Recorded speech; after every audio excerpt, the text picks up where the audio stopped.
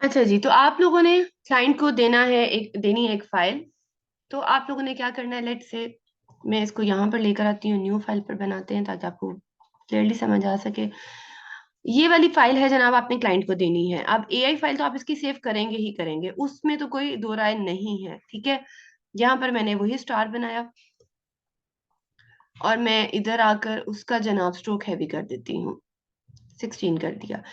छोटा और बड़ा उसके क्या नुकसानात है वो मैं आपको बता चुकी हूँ। अब आप लोगों ने क्या करना है, आप लोगों ने जब क्लाइंट को फाइल देनी है, तो आप जब सारा अपना काम कंप्लीट कर चुकेंगे तो इसको सबसे पहले आप सेव करेंगे, ठीक है। सेव कर लें आप इसको, लेट्स से स्टार लोगो। अब इसमें मैंने कोई चेंज नहीं किया। रीजन इज डैट कि कभी किसी पॉइंट पर आकर अगर मुझे क्लाइंट कहता है कि भाई इसमें चेंजेस करें तो वो मैं कर सकती हूँ, बट जो क्लाइंट को आपने प्रिंटिंग पर्पस के लिए देनी है उसके लिए आपने क्या करना है, ऑब्जेक्ट में आना है, एक्सपैंड कर देना है, ठीक है। अभी आप ये देखिए, जब ये शेप सिलेक्टेड है तो मेरा फिल और स्ट्रोक दोनों ऑन है। ऑब्जेक्ट में आना है, एक्सपैंड करना है। अब जैसे ही मैंने एक्सपैंड पे क्लिक किया तो ये एक ऑप्शन आई है, फिल और स्ट्रोक। आप लोगों ने मेक श्योर करना है कि फिल हो ना हो, स्ट्रोक आपका जरूर चेक इन होना चाहिए, ठीक है, क्योंकि असल रोला किसने डाला हुआ है, स्ट्रोक ने डाला हुआ है। आपने ओके कर देना। अब जैसे ही मैंने ओके किया तो देखें, अब ना तो मेरा फिल रहा ना मेरा स्ट्रोक रहा। अच्छा जी, अब देखते हैं। अब मैं अगर इसकी उसी तरह दो कॉपीज लूं और इसको छोटा करूं, ठीक है, और इसकी अब मैं कॉपी लूं और इसको बड़ा करूं,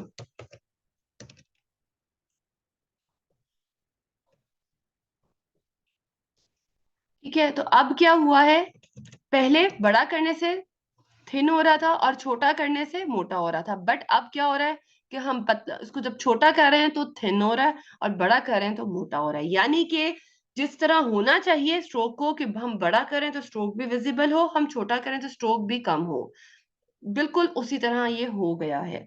सो जब भी आप लोग क्लाइंट को कोई पीडीएफ फाइल देंगे, वो आपने पीडीएफ उसको देने से पहले क्या करना है, एक्सपैंड लाजमी करना है। आप लोगों ने जितना काम किया हो उस सारे को यहां से ऐसे सिलेक्ट करना है, पूरा का पूरा आर्टबोर्ड, और ऑब्जेक्ट में जाके एक्सपैंड लाजमी करना है। अच्छा, अगर आप लोगों का एक्सपैंड ना आ रहा हो, एक्सपैंड अपीयरेंस आ रहा हो, डजेंट मैटर, आपने इसको कर देना है। उसके बाद आपने क्या करना है, फाइल में जाना है, सेव एज में जाना है, ड्रॉप डाउन करना है पीडीएफ, ठीक है, और स्टार लोगो पीडीएफ सेव करना है।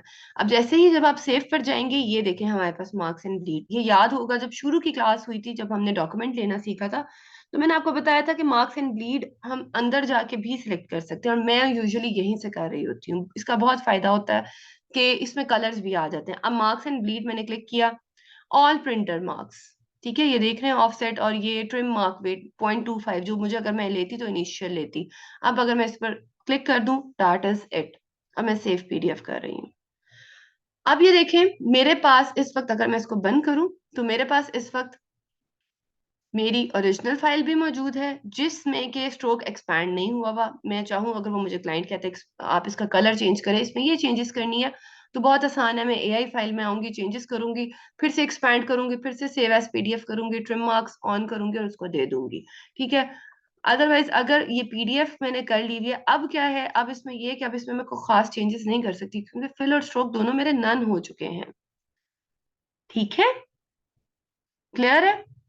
तो ये तो बहुत इंपॉर्टेंट बात थी हमारी, एक पॉइंट था पीडीएफ का। दूसरा जो पॉइंट है वो क्लिप मास्किंग है, वो इंशाल्लाह हम कल की क्लास में पढ़ेंगे कि जब आपने क्लाइंट को कोई काम एज प्रिंटिंग पर्पस के लिए देना है, जिसमें लोगो नहीं बल्कि लेटर हेड हो गया, फ्लायर हो गया, ब्रोशर्स हो गए, जो लंबे ज्यादा कंटेंट वाला है, वो आप किस तरह देंगे वो इंशाल्लाह मैं कल की क्लास में बताऊंगी।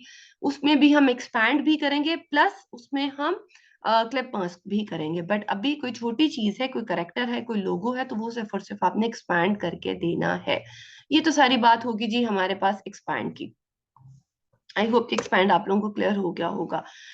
And next we have pathfinder tool and magic wand tool. तो सबसे पहले मैजिक वॉन्ड टूल की बात कर लेते हैं। मैजिक वॉन्ड टूल ये यहाँ पर है, ये फोटोशॉप में डिटेल में आएगा, और फातिमा और जो लोग भी यहाँ पर थोड़ा बहुत जिनको नो हाउ है फोटोशॉप से, उनको पता है कि मैजिक वॉन्ड टूल बेसिकली क्या करता है।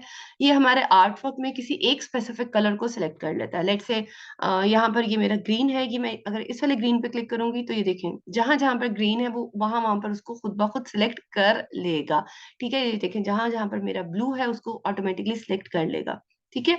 सो मैजिक वॉन्ड टूल ये कह रहा होता है। इस टूल का क्या फायदा है कि हम एक साथ उस कलर को चेंज कर सकते हैं, ठीक है, ये देख रहे हैं, या अगर हमने डिलीट करना है हम डिलीट कर सकते हैं, अनडू कर रही हूँ, या अगर हमने उस पर स्ट्रोक अप्लाई करना है, ठीक है, तो हम एक साथ उस पर स्ट्रोक भी अप्लाई कर सकते हैं, ठीक है। सो मैजिक वॉन्ड यही काम फोटोशॉप में भी करेगा। बेसिकली इसकी मदद से हम एक वक्त में एक तरह के कलर्स को सिलेक्ट कर सकते हैं, डिलीट कर सकते हैं, चेंज कर सकते हैं, कुछ भी करना चाहें आप कर सकते हैं। ये हो गई जी मैजिक वॉन्ड। अब हम आते हैं हमारा पाथ फाइंडर टूल।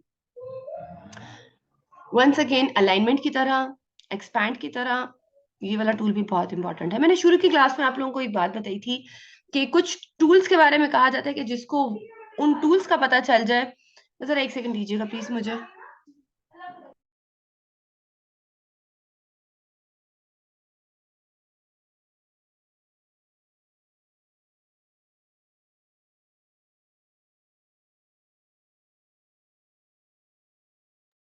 हाँ जी, अच्छा जी, जिसमें मैंने आप लोगों को बताया था direct selection tool, pen tool, shape builder tool और अलाइनमेंट, और last pathfinder tool. Pathfinder tool बहुत इंपॉर्टेंट टूल है, बहुत सारी हमारी जिंदगियों को आसान कर रहा होता है और बेसिकली हमें प्रोफेशनल लेवल पर लेकर भी जाता है।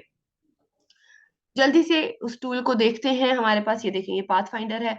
ये भी उसी तरह ही है कि जब आप मोर देन 1 और 2 मतलब चीजों को, शेप्स को सिलेक्ट करेंगे, तो आपके पास अलाइनमेंट की तरह पाथ फाइंडर भी आ जाएगा। पाथ फाइंडर भी हमारे पास यहाँ पर विंडो में मौजूद है। ये रहा ये रहा जी पाथ फाइंडर टूल। अच्छा जी, पाथ फाइंडर टूल ये ऊपर वाले मैं बस जल्दी से बताऊंगी क्योंकि ये बिल्कुल शेप बिल्डर टूल की तरह ही काम कर रहे होते हैं। ये यूनाइट कर देता है, ये माइनस फ्रंट करता है, ये इंटरसेक्ट को रखता है, साइड वाली चीजों को माइनस कर देता है, और ये क्या करता है, जो इंटरसेक्टिंग पार्ट है उसको एक्सक्लूड कर देता है। ये सारा काम हम ऑलरेडी कर चुके हैं। कहाँ पर? शेप बिल्डर टूल में। बट आपको जल्दी से करके दिखा देती हूँ। लेट से जनाब, ये मैंने लिया और इसको क्लिक करें, ये हमारा हो गया एक साथ, ठीक है। अनडू करें, ये माइनस फ्रंट करेगा, ठीक है, जो आगे था पार्ट, ये क्या करेगा, ये जो इंटरसेक्टिंग पार्ट है उसको रखेगा, बाकियों को एक्सक्लूड कर देगा। सो यस, यहाँ से आकर कर लें, शेप बिल्डर टूल से कर लें, बात एक ही है, बट यहाँ पर थोड़ा सा एक बात डिफरेंट है, वो बस मैं बता दूं, बाकी चारों में वही अप्लाई हो जाएगी। वो ये कि यहाँ पर ये बार बार हमें हजरत साहब ये कह रहे हैं कि भाई ऑल्ट क्लिक करें। ऑल्ट क्लिक करके देख लेते हैं जी। मैंने ऑल्ट को क्लिक किया और अब इसको क्लिक किया, ऑल्ट प्रेस किया सॉरी, और इसको क्लिक किया, अब ये क्या हुआ, यूनाइट हो चुका है। लेकिन ऑल्ट के साथ ये फायदा है अब हमें कि हमारी शेप यूनाइट होने के बावजूद भी सेपरेट है। मतलब अगर हमने फर्दर कोई चेंजेस करनी है तो वो अभी भी हम कर सकते हैं। कैसे? मैं अगर इसको डबल क्लिक करूं और थोड़ा सा इसको अंदर ले जाऊं, तो ये देखें, मतलब ये यहाँ पर हमें ये सहूलत देता है कि शेप बिल्डर टूल में तो हमारा एक होता है ना कि जब हमने शेप बिल्डर टूल अप्लाई कर दिया तो एक शेप ऑल टुगेदर खत्म हो जाती है और एक न्यू शेप बन जाती है। इसमें क्या होता है कि न्यू शेप भी बनती है, बट वो बाकी की शेप्स भी अपनी अपनी जगह एग्जिस्ट कर रही होती हैं। आप लोगों को बेहतर तरीके से समझ आएगा किस तरह से अगर मैं ये करूं। और लेट से मैंने ये रखा, अब ये देखिए ये लीफ है, बाकी सारे पार्ट्स मैंने माइनस कर दिए, ठीक है। लेकिन अब अगर, सॉरी मैंने ऑल्ट के साथ नहीं किया, ऑल्ट के साथ मैंने ऑल्ट क्लिक किया और इसको किया, तो अब ये देखें उसी तरह मेरा लीफ बना है। लेकिन अभी भी जो जिन शेप्स से मैंने बनाया था, ऑल दो वो शेप्स माइनस हो गई हैं, बट वो अभी भी एग्जिस्ट करती हैं।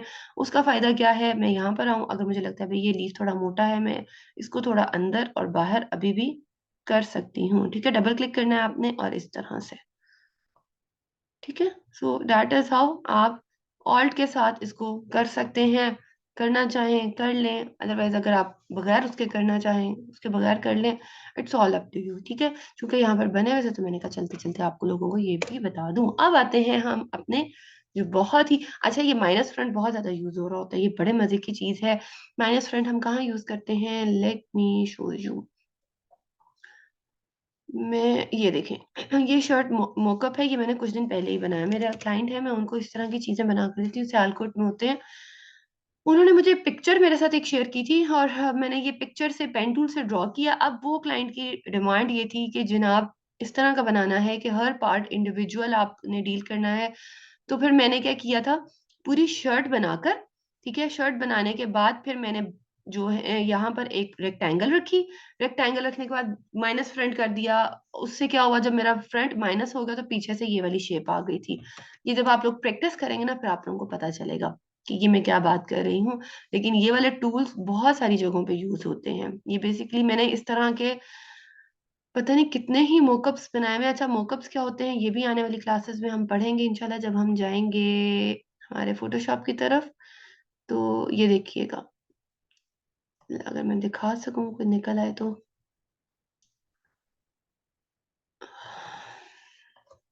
तो यू नेवर नो कि ये जो काम है, आप लोग ये टूल्स, छोटे छोटे टूल्स के जरिए आप लोग क्या क्या कुछ कर सकते हैं। ये देखें, अच्छा सॉरी मेरा काम थोड़ा मेसी होता है क्योंकि ये मेरे रेगुलर क्लाइंट हैं और लोगोस इनके ऑलमोस्ट मुझे वीकली आते हैं, और 10-10 15-15 लोगोस आते हैं। डिजाइन मैं इनके बनाती जाती हूँ, और इस तरह से ये देखें। अच्छा ये देखें, ये मैंने ग्रेडियंट डाला हुआ है जो हमारा मेटालिक है, और इसकी भी वही क्लाइंट की डिमांड थी, एक एक पार्ट अलहदा हो। तो ये मैंने सारा पाथ फाइंडर से किया था। इसमें मैंने कहीं पे ट्रिम यूज किया, कहीं पे माइनस फ्रंट यूज किया।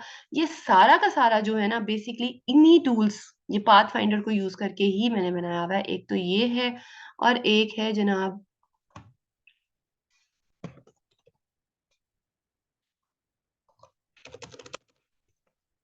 Mockup full suit.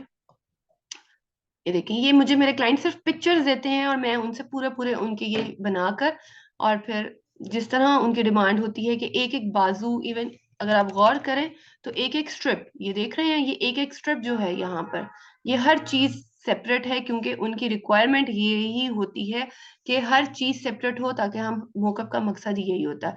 और ये आप लोगों को दिखाने का मकसद सिर्फ यही है कि ये जो ये चीज है ना, ये बहुत मैजिकल है। इसके जरिए ही आप, इसके थ्रू ही आप बनाते हैं अपने मोनोग्राम्स। किस तरह बनाते हैं वो भी मैं अभी आप लोगों को बताती हूँ। सबसे पहले हम बात करते हैं डिवाइड की। डिवाइड क्या कर रहा होता है, डिवाइड ये कर रहा होता है कि आपने बहुत सारी चीजें बनाई, जैसे कि अभी मैंने आप लोगों को जो मोकअप सिखाए हैं वो मैंने डिवाइड ही किए थे बाद में। लेट से आप लोगों ने यहाँ पर एक रेक्टेंगल बनाई, ठीक है। अब क्लाइंट कहते हैं कि जी ये वाला पार्ट अलग हो, ये वाला पार्ट अलग हो, जो ठीक है जनाब, हम क्लाइंट की बात मान लेते हैं। अब हम क्या करेंगे, अब एज्यूम कीजिए ये एक शर्ट ही है, तो हम क्या करते हैं कि यहाँ पर आकर ये वाला पार्ट रख दिया, ठीक है। कलर थोड़ा चेंज कर देते हैं ताकि आपको पता चल जाए। और यहाँ पर आकर भी यहाँ पर ऐसे कर दिया। अब क्लाइंट की रिक्वायरमेंट है, ये तो मैं बहुत इजी शेप्स बना रही हूँ ना। सो आप लोगों के लिए क्या करना है, आप लोगों ने यहाँ पर आना है पाथ फाइंडर। बेसिकली अब हमारा पाथ फाइंडर हो रहा है, ये आपने डिवाइड किया।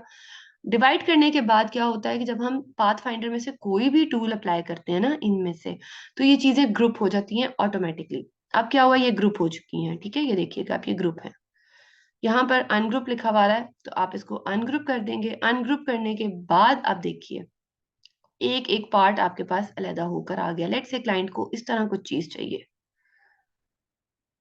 ऐसी, ठीक है। सो ये बेसिकली क्या कर रहा होता है कि आपके सारी की सारी चीजों को डिवाइड कर देता है, हर चीज को। और आप क्या कर सकते हैं, जैसे मैं करती हूँ, मैं मोकअप्स बनाती हूँ, वो आप इस तरह बना सकते हैं। आप क्लाइंट कहे कि जी इसमें आपने कोई पैटर्न डालना है, आप डाल सकते हैं। इस पैटर्न में जो कलर है वो आपने आपने इधर डालना है, आप डाल सकते हैं। इधर कुछ और लगाना है, आप कर सकते हैं।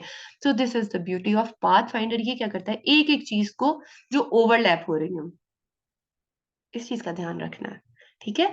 ये नहीं कि खाली एक शेप है, ठीक है, ये जैसे खाली एक शेप है, इस पे आप जो मर्जी करते रहें, कुछ होगा ही नहीं। इसमें क्या डिवाइड होगा, बताइए मुझे, क्या डिवाइड होगा? कुछ भी डिवाइड नहीं होगा। डिवाइड तभी होगा जो जो पार्ट ओवरलैप हो रहे हैं ना, ठीक है, वो डिवाइड हो जाएंगे। समझ आ गई बात? Let's say this. अच्छा आप ये देखिए, आप इसको माइनस फ्रंट करेंगे तो ये चीज माइनस हो जाएगी। अगर आप इस पे डिवाइड करेंगे और उसके बाद आप इसको अनग्रुप कर देंगे, आप देखिए एक एक पार्ट अलग हो गया। अब आपको पता है कि आपको कौन सा पार्ट चाहिए और कौन सा नहीं चाहिए, ठीक है। तो ये सारा का सारा काम कब आता है आपको, जब आप बहुत सारी प्रैक्टिस करते हैं। अब ये प्यारे से सर्कल बने हुए हैं, लास्ट बात करेंगे, और ये जो बाकी चीजें हैं ये वही हैं, ठीक है।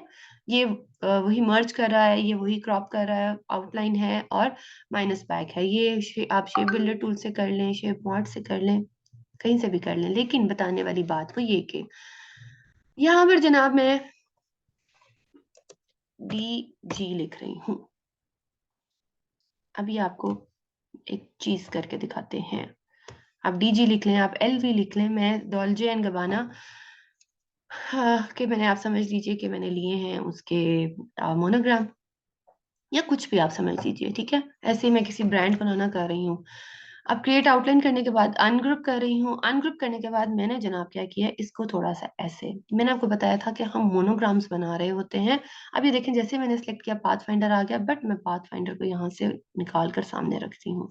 उससे पहले मैं क्या कर रही हूँ जनाब, मैं इस पर स्ट्रोक भी अप्लाई कर देती हूँ, ठीक है। स्ट्रोक थोड़ा सा मोटा क्लियर कलर करते हैं ताकि आपको पता चले, और इसको मैं कलर यहाँ पर आकर 14 दे देती हूँ। लेट मी चेक, इसमें ठीक है। अच्छा जी, अब मैं क्या करूंगी, अब मैं आ रही हूँ जनाब, यहाँ पर आकर मैंने ऑब्जेक्ट में आकर एक्सपैंड कर रही हूँ, ओके कर दिया। अब मैं क्या कर रही हूँ, मैं ट्रिम कर रही हूँ। ट्रिम का हो गया, मैजिक वॉन्ड टूल लिया, ठीक है, इसको सिलेक्ट किया ब्लू को और माइनस कर दिया। तो ये देखिए आपके पास बड़ा ही खूबसूरत। अच्छा, अब ये गैप बहुत ज्यादा आ रहा है, रीजन इज दैट के मैंने स्ट्रोक कुछ ज्यादा ही ले लिया था, आप स्ट्रोक को कम कर दें, ठीक है। अगर आपने बहुत ज्यादा गैप नहीं लेकर आना, ऑब्जेक्ट में जाना है, एक्सपैंड करना है, ओके कर दिया, ट्रिम करना है, मैजिक वॉन्ड टूल लेना है, और मैं चाह रही हूँ कि ये जो आउटलाइन है ये मेरी माइनस हो जाए, और ये देखिए जनाब मेरी माइनस हो गई, और कितनी जल्दी एक बड़ा ही खूबसूरत सा मोनोग्राम मेरे सामने बनकर आ गया। अब अगर मेरा क्लाइंट मुझसे ये डिमांड करता कि उसको ये वाला चाहिए, और ये कर्व बनाने में, पेन टूल से बनाने में मैं तो मर जाती। सो ये खूबसूरती है हमारे ट्रिम टूल की, ठीक है। ये क्या करता है, चीजों को ट्रिम कर देता है, ठीक है। अब ये इसके यहाँ पर अगर आप लोगों को लग रहा है कि कुछ है, तो नो प्रॉब्लम, आप क्या करें, इसको अनग्रुप कर दीजिए, ठीक है। अनग्रुप करने से ये जो सेंटर वाले पार्ट है वो आप निकाल दीजिए, ये कुछ भी नहीं है, वैसे भी खाली है, ठीक है। अगर कहीं और भी है तो आप इनको निकाल दीजिए, राइट, क्योंकि समटाइम्स खाली चीजें भी होती हैं, तो वो आप निकाल दीजिए।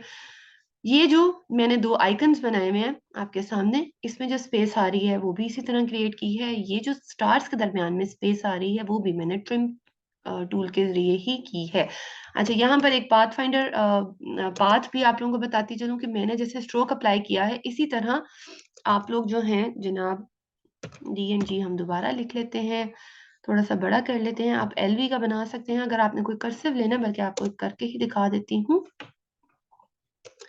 एल वी,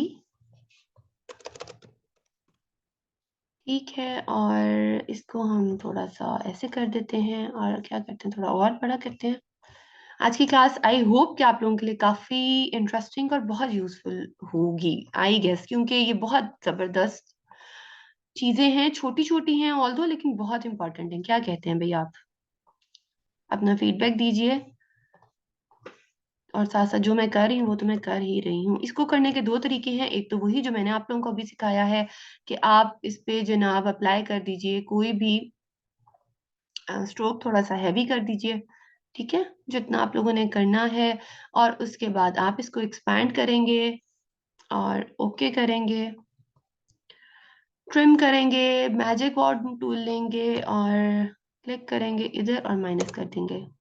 ज्यादा ही माइनस हो गया, रीजन पता है क्या है, ये जो वी है ना हमारा, ये बहुत छोटा सा है, तो हम बहुत ज्यादा इसको थिक नहीं करते ताकि वी हमारा रहे, और कम कर देते हैं, फाइन एनफ। अब हम आएंगे, इसको एक्सपैंड करेंगे, ओके करेंगे, ट्रिम करेंगे, मैजिक फॉन्ट टूल लेंगे, वही सारा का सारा, और ब्लू पे क्लिक करेंगे और माइनस कर देंगे। हाँ, आप देखें कितना प्यारा एक दूसरे के अंदर मर्ज हुआ हुआ है। मैम अभी तो फिलहाल बहुत मुश्किल लग रहा है, नहीं सानिया ये बहुत मजे का, ट्रस्ट में, ठीक है। ये देखें कितना, आप मुझे सिर्फ इतना बताइए कि क्या आप लोग ये जैसे कि कर्सर हो रहा है, ये आप लोग बना सकते हैं, मतलब अगर मोनोग्राम बनाना हो, क्लाइंट की ये डिमांड हो। ये देखें, ये जो एल का कर्व आ रहा है, फिर यहाँ पर भी इसका कर्व आ रहा है, और उसने देखें वी के साथ कितना खूबसूरती के साथ उसने कट आउट किया है। अब ये चीज नहीं बना सकते, सिर्फ क्लिक्स क्लिक्स और क्लिक्स करने हैं, इसमें तो कुछ आपने ड्रॉ भी नहीं करना, जैसे हम पेन टूल से तो ड्रॉ कर रहे थे ना, इसमें तो आप वो चीज नहीं करते। अच्छा, मैं आपको कुछ और बताने लगी थी, वो ये कि हमारे पास ऑब्जेक्ट में अगर आए तो पाथ और ऑफसेट पाथ की ऑप्शन भी मौजूद है। यहाँ पे आप वही आउटलाइन स्ट्रोक डाल सकते हैं। ये ऑफसेट पाथ जो है, इसका प्रीव्यू ऑन करें तो यहाँ पर भी आता है, ठीक है। उसी तरह ही ये भी बेसिकली क्या कर रहा होता है, ये भी हमारा समझ लीजिए कि स्ट्रोक की तरह ही हमारी हेल्प कर रहा होता है, और इससे भी हम अपने जो है बना रहे होते हैं क्या कहते हैं अपने मोनोग्राम्स, ठीक है। उसमें भी आपने क्या करना है, ऑब्जेक्ट में आना है, एक्सपैंड करना है, ओके करना है, और ये कर दें, ठीक है। सो ये भी एक बड़ी ही देखें खूबसूरत सी चीज बन सकती है। मुझे ये बताइए कि आज मैंने एक यूट्यूब पर वीडियो लगाई थी, शॉर्ट्स लगाई थी, वो आप लोगों ने देखी? यहाँ पे मैं रिकॉर्डिंग एंड कर रही हूँ। This is it for today's class. If you have any question then you may ask. So ये कुछ तरीके हैं